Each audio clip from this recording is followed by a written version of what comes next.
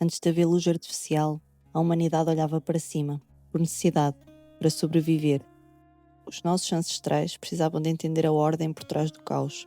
Perceberam que tudo na natureza funciona em ciclos. Olharam para os planetas e não viram pedras a flutuar no vazio. Viram relógios, viram ritmos.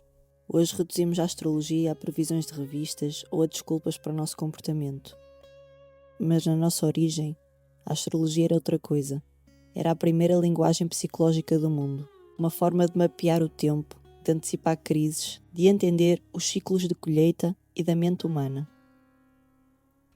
Nós esquecemos essa linguagem, mas as estruturas que desenham o nosso mundo, não. E hoje vamos falar de 3 formas geométricas simples que escondem uma das mensagens mais poderosas da história da humanidade: o cubo, a pirâmide e o círculo. E vamos começar pelo princípio, pela limitação. Na antiguidade, Saturno era o último planeta visível a olho nu. Era a fronteira do sistema solar conhecido, a fronteira do que se podia ver. Por isso, simbolicamente, Saturno sempre representou o limite, o tempo, a responsabilidade, a matéria. Para representar esta energia, os antigos usaram a forma mais estável que existe, o cubo. 6 faces, 8 cantos, 12 arestas. É denso, é firme, não rola e ele fixa-se. Há mais de 2000 anos, o filósofo Platão já mapeava o universo através destas formas. Ele associou matematicamente o cubo à Terra, à matéria densa e inabalável. Fomos ensinados a odiar a limitação, a fugir do esforço, a querer tudo rápido, tudo agora. Mas a grande mensagem dos textos antigos é esta: o cubo não é um castigo, é uma escola. Saturno não é o planeta que te pune, é o arquétipo do mestre severo, aquele que te diz que tens um tempo limitado na Terra e que tens de fazer algo real com ele. O que te ensina é simples: tudo o que é real tem limite, tudo o que é vivo tem fim. Saturno demora cerca de 29 anos a completar a sua órbita à volta do Sol. Lembras-te do que falámos no primeiro episódio desta série? A parte do teu cérebro responsável pelo discernimento. A tua biologia e o ciclo de Saturno alinham-se. Depois dos 30, o teu cérebro amadurece e a vida começa a perguntar: continuas no automático ou assumes a responsabilidade por quem realmente és? Agora repara numa coisa. Os arquitetos do poder, ao longo da história, perceberam que estas formas significam. Eles sabem que o cubo prende, que o cubo materializa. Se olhares com atenção, vais ver o cubo usado como símbolo de autoridade e permanência por todo lado. Na veneração religiosa, um cubo preto perfeito. O eixo que orienta a fé de mais de 1000 milhões de pessoas. Na arquitetura de poder financeiro, edifícios de corporações desenhados como cúbicos. Nos algoritmos que te mantêm preso no ecrã, que funcionam como cubos invisíveis. As paredes de dopamina, cantos de medo, arestas de obrigação. Qual é a diferença entre a escola natural da vida e o sistema em que vivemos? É a intenção.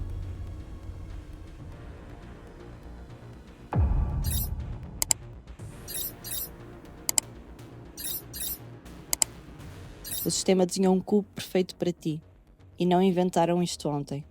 Apenas perceberam que os antigos já sabiam. Se mantiveres as pessoas dentro do cubo, em piloto automático, elas pagam dívidas, respeitam horários, têm medo do tempo que passa e nunca questionam quem desenhou as paredes do cubo.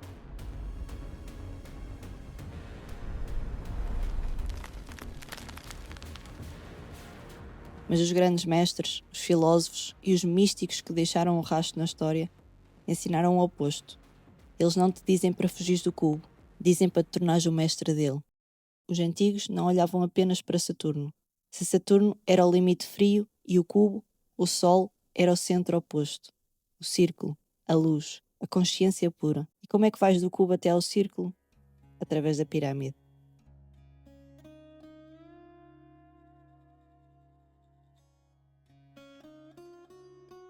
A pirâmide é o teu esforço, a tua vontade, o fogo interno que queima a distração, à medida que sobe e afunila. Na tradição ancestral, se o cubo é Saturno, a gravidade e o peso, a pirâmide, é governada por Marte, o planeta do fogo, da força de vontade e do corte. A pirâmide não é o lugar onde descansas, é o teu esforço ativo, é a tua energia canalizada para o sítio certo. Viver na pirâmide é usar a disciplina para cortar e eliminar. A base da pirâmide é larga, mas o topo é estreito. O que é que tens de deixar cair para conseguir subir? Vais ter de dizer não ao que te distrai. O fogo interno da pirâmide é o que queima a apatia de Saturno e te empurra para cima. E finalmente, o círculo. O círculo é consciência, o discernimento claro que nenhuma crise externa pode tocar. É aquele segundo de silêncio antes de responderes a um insulto. É o momento em que vês a tua própria reação e escolhes não a seguir. O cubo é onde estás, a pirâmide é o caminho, o círculo é o destino. Isto não é desenvolvimento pessoal moderno, é sabedoria antiga. E o caminho não é bonito, é duro, mas é verdadeiro. Houve um filósofo no Império Romano, chamado Epiteto. Ele nasceu escravo, tinha uma deficiência física. Vivia no cubo mais duro possível, sem liberdade, sem posses e com um corpo frágil. Mas ele percebeu que o sistema romano podia prender o seu corpo, mas não tocava na sua mente. Ele aceitou as leis do cubo, mas construiu uma pirâmide mental tão forte que atingiu o círculo da liberdade absoluta. Ele disse uma frase que sobreviveu 2000 anos. Não são as coisas que nos perturbam, são o nosso julgamento sobre elas. E sabes qual é a maior prova de que esta geometria mental funciona? As palavras deste ex-escravo foram estudadas e aplicadas à risca anos mais tarde, pelo homem no extremo oposto do cubo, o imperador Marco Aurélio. O homem com mais poder do mundo precisou das lições de um ex-escravo para não ser engolido pelo peso do seu próprio império. Escravo ou imperador, o desafio do cubo é o mesmo. A saída também. O sistema atual quer-te reativo. Quer que odeies o teu cubo para te vender fugas e prazeres rápidos. A verdadeira revolução é silenciosa. É aceitar os teus limites com dignidade, focares a tua energia no que realmente importa e encontrares o centro que ninguém te pode tirar. A astrologia ancestral não te dizia o que ia acontecer amanhã. Dizia-te quem tu tinhas de ser hoje. Os antepassados sabiam que os planetas não mandam, convidam. Saturno convida-te a sair do automático e a construir uma vida com mais presença e liberdade interior.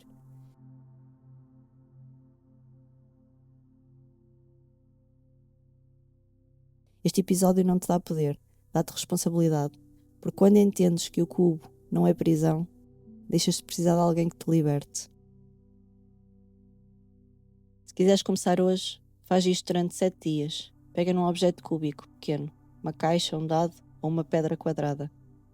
Escreve numa folha: a minha maior limitação atual é... e completa com honestidade. Coloca a folha debaixo do cubo e diz em voz alta: eu aceito esta limitação como professora. Acredita, isto não é magia, é intenção. É o teu cérebro a registar que escolheste parar de fugir. Habita o teu cubo com consciência. Constrói a tua pirâmide com disciplina. E encontra o teu círculo com silêncio.